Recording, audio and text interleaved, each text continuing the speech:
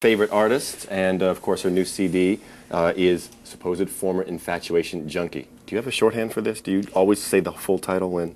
Sometimes I'll say supposed, sometimes I'll say SFIJ. Okay. Whatever you want, really. Can we do SFIJ? Sfidge. Fidge. Oh, I like that one. Sfidge. Coming up, the Pretenders and Jeff Buckley. Now, is it true that Sfidge almost never got made, that Jagged Little Pill was going to be your last CD? Yeah, I needed to take a break, and while I was taking that break, I needed to process everything that had happened before I jumped back into it all. So there was a period of time where I thought I wouldn't do it again, yeah. You glad to be back in it now? I'm glad to have written this record. Yes, absolutely. Now, do you enjoy the celebrity that goes along with it, or is that part? Do you see that as separate from the music, completely separate from the music? It's separate, but I'm much more comfortable with it now. Last time around, it was a little overwhelming, and I didn't quite have my bearings within it, so I said no, and I kept a lot of people at arm's length. But this time around, I'm much more comfortable, and I'm having a lot more fun with it. Even like in the song One, I think I read an interview where you said sometimes you almost have fun with your celebrity and use it to certain ends. Yeah, I don't know if that was celebrity as much as it was just being in a position with working with people that I had all this power, and some of it was real as I saw it, and some of it was kind of illusory. So to kind of get my bearings within that was a challenge too. Cool. Well, we're going to be hanging out, playing some of your favorite artists. Cool. A whole bunch of folks coming up, like we said, the Pretenders. Right now, Police, Every Breath You Take. Tell me about that one. When I was little, I listened to everything my father would play. We lived in Europe for a while, and he was a huge fan of the Police. So I was, and I know almost every one of their songs, and this is one of my favorite. Cool. Police, Every Breath You Take.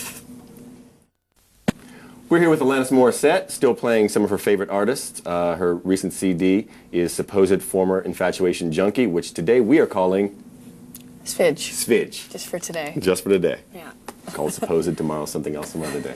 Coming up, The Clash and A Tribe Called Quest. I want to talk about a song from the CD, Sfidge, Can't Not. I heard that was almost lost. It was. We put it up on its feet to use as a potential B-side for something at one point, and I had considered it to be kind of an interim song. We played it on the tour last time, and once we did put it up, I turned to Glenn Ballard, who I co-produced this record with and co-wrote with, and we both looked at each other, and I just said, we have to have this on the record. It was kind of a unanimous decision. Kind of the early incarnation, it wasn't on it at all? No, we did several different versions of it, but this one was the one we kind of felt happiest with. Yeah. Cool. It sounds great. Well, thanks. And in concerts, you give everything when you're live. Is it different now than when you first started out, say the early Tramp shows in New York? Yeah, the energy is different. I think when I first started it out, it was a little overwhelming, and I also, whether it was on stage or off stage for that matter, I felt that I had to kind of meet people the entire way, and now I feel a little more comfortable with meeting people halfway. And the songs are different on this record, so I think naturally the live show, the energy is going to be a little different as well. But I'm really happy on this tour so far. It's great, yeah. One thing that is the same is the wonderful harmonies you have on the CD. Do you miss them live? Have you ever thought about taking out background singers? I thought about it, and then I thought how sort of awkward it would be for me to have other people singing the kind of lyrics that are so personal to me. To hear someone else saying those words out of their mouth on stage with me would be kind of awkward. And I'm comfortable with kind of simplifying things and changing things. I don't have to have them be exactly like the record during the live show. So. But you had no problem singing background for a friend of yours, Dave Matthews? We're here with Alanis Morissette, playing some of her favorite artists in the world. Her latest album, 3 times platinum. Really? Yeah. Do you know that? No. I love spreading the news here. It's a Supposed Former Infatuation Junkie, which we're calling Sfidge.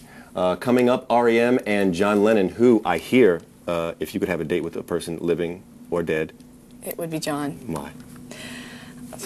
He's just so the evolving spirit, communicative, unapologetic, unself-conscious, gorgeous spirit. That's why. You feel him, don't you? I love him. I can tell. All right, well, we have a lot of things we want to get to, but not too much time, so I was hoping we could do the speed round. Okay. I'm just going to mention a couple of things, and Okay. you tell me the first thing that may come to mind. Okay. Okay, ready? The best record you heard last year that few others did.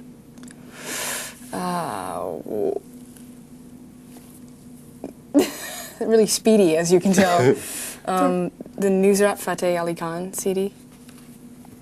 Jagged Little Pill. That's my word. South Park. Love. It. Backstreet Boys. not familiar with the music. Last thing you asked permission for? To sing about certain people on my record. The big laughing smiling face on the cover of Svidge. Me laughing, and how no matter how intense things are, it's all really funny at the end of the day to me. The last thing you learned? I learned that, I learned that I don't have to always go to my intellect, that I can speak from my heart and not always feel that I have to go directly to my thoughts and my mind. The last lyric you wrote that we haven't heard yet? It's this poem called Moan that I'll probably put on the website at some point. Fantastic. And yes, I believe we've done it in time. Yes, Really? Thank you. Yes, very good. So You're on the speedy speed enough? round. Oh yeah, Okay. that was good. Yeah, Okay, no good. doubt about it. We're going to see Head Over Feet. Tell us about that. That's it's just a very close-up shot.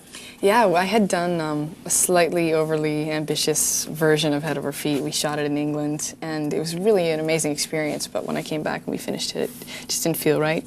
So we didn't have a lot of time, and we were in Canada, and my friend Michelle Larita and I just got together and literally shot it, did a bunch. Artist, and her most recent CD, 3 times platinum, as I told her earlier, she didn't know. Supposed former infatuation junkie.